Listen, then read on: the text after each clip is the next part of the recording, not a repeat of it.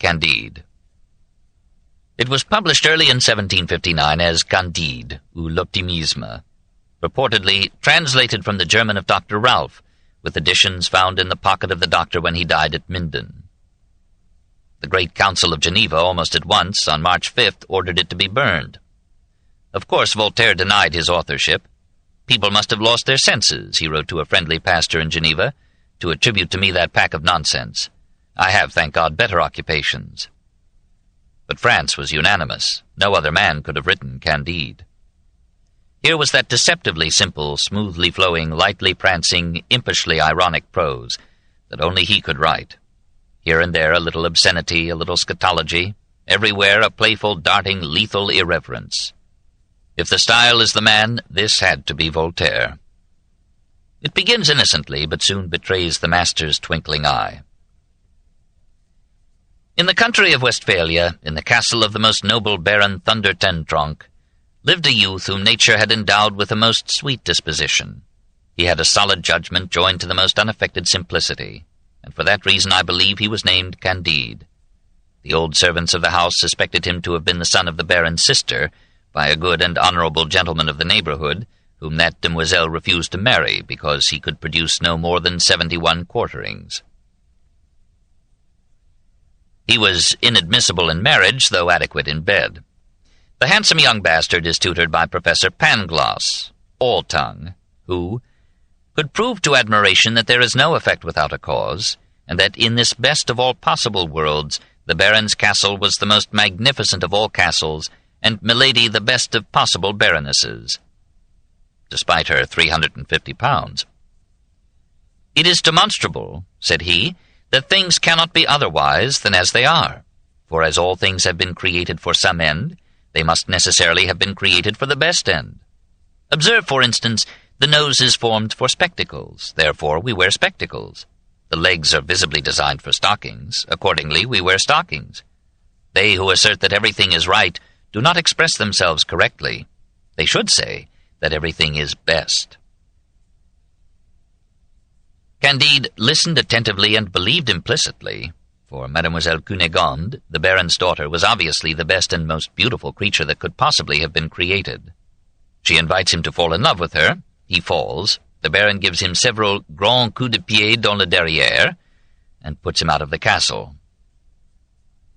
Candide wanders and is captured by recruiters who impress him into the Bulgarian, with Voltairean reminiscences of the Prussian, army. There he was made to wheel about to the right, to the left, to draw his rammer, to return his rammer, to present, to fire, to march, and they gave him 30 blows with a cane. He sees battle, deserts, and comes upon Pangloss, who is now minus the end of his nose, and will soon lose an eye and an ear, as the result of excessive propinquity with the pretty wench Paquette, who was infected with an ailment which she had received from a learned Cordelier, Franciscan friar, who had it from an old countess, who had received it from a captain of cavalry, who owed it to a marquise, who had it from a page, who had it from a Jesuit, who had received it from one of the companions of Christopher Columbus.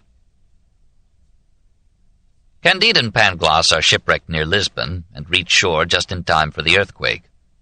They survive, but are arrested as heretics by the Inquisition. Pangloss is hanged. Candide escapes through the aid of Cunégonde, who, having been raped by soldiers and then sold to a Jew, had recently been sold to a leading inquisitor. Candide and Cunégonde flee with the help of an old lady, who silences their complaints by telling how she came near being eaten at the siege of Azor by the starving Turks among whom she had fallen. But by the mercy of half-blind fate, they began by merely cutting off one buttock of each available woman. The siege ended before any further samplings. "Now," concludes the old woman, "stop bemoaning your misery and rejoice that you can sit on 2 buttocks." They cross the Atlantic in hopes that the new world will be less cruel than the old. In Buenos Aires, the commandant appropriates Cunégonde to himself. Candide is banished. He enters the Jesuit colony in Paraguay, finds there Cunégonde's brother, who attacks him for daring to think of marrying her. Candide kills him and resumes his desolate wandering. In a secluded Peruvian valley he comes upon El Dorado, a land where gold is so abundant that no one values it, a land without money or prisons or lawyers or priests or economic strife. Its happy people live to 200 years and have no religion except a simple worship of one god.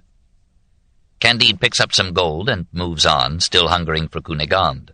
He sails back to Europe and reaches Portsmouth in time to see Admiral Byng shot for losing a battle. In this country, says Candide's new friend Martin, it is considered wise to kill an admiral now and then to encourage the others. Learning that Cunegonde is in Venice, Candide takes ship to Italy. In Venice, he is depressed by learning about the miseries of the prostitutes. He hears gondoliers singing and concludes that he has found some happy men, but Martin checks him. You do not see them at home with their wives and their brats. The Doge has his griefs, the gondoliers have theirs. It is true that all in all the lot of a gondolier is preferable to that of a Doge, but I believe the difference is so trifling that it is not worth the trouble of examining it.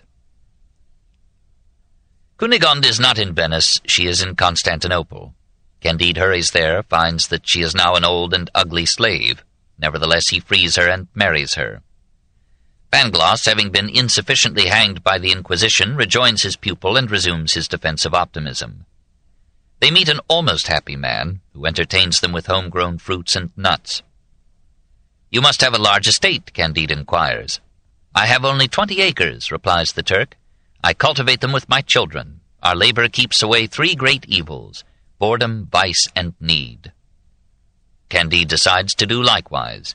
He, Cunegonde, and their friends till a plot of ground and grow their own food. The one-buttock woman, a reformed prostitute, and her friend the friar put their hands to various tasks. They labor, are tired, eat, are a bit bored, but moderately content.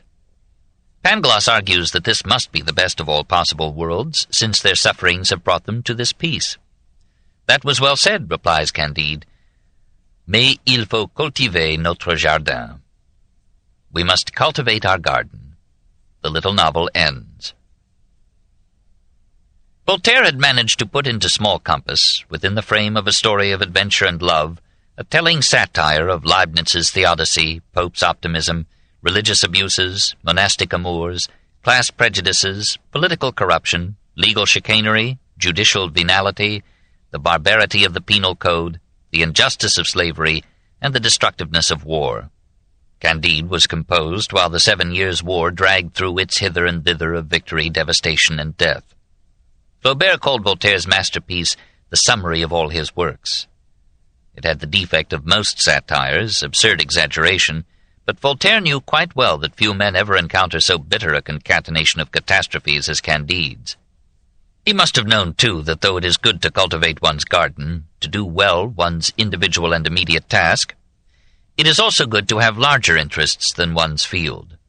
He cultivated well his garden at Ferney, but he cried out to all Europe against the execution of Calas.